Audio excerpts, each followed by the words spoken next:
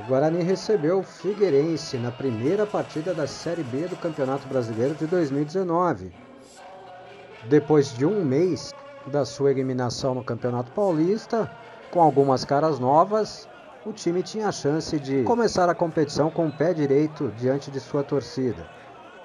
Surpresa na escalação, o técnico Vinícius Eutrópio iniciou a partida com Xandão, formando dupla de zaga com Ferreira, Bruno Lima, zagueiro, jogando improvisado na lateral direita, e Arthur Rezende na meia. Bora conferir como é que foi essa estreia do Bugre na Série B, nas imagens do nosso novo cinegrafista Toninho Correia. Bem-vindo, Toninho!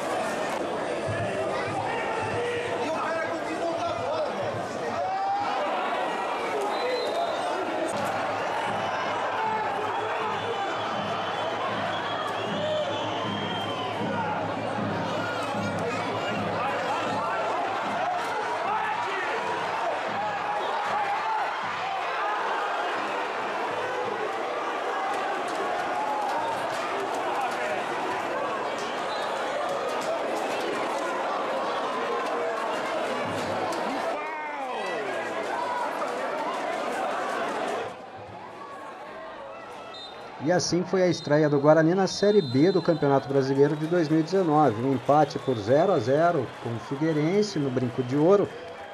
Um primeiro tempo razoável do Guarani, diria até bom. Um segundo tempo bem abaixo, o time sentiu bastante fisicamente. E no final 0-0. Agora a vitória tem que vir fora de casa contra o Oeste na próxima rodada.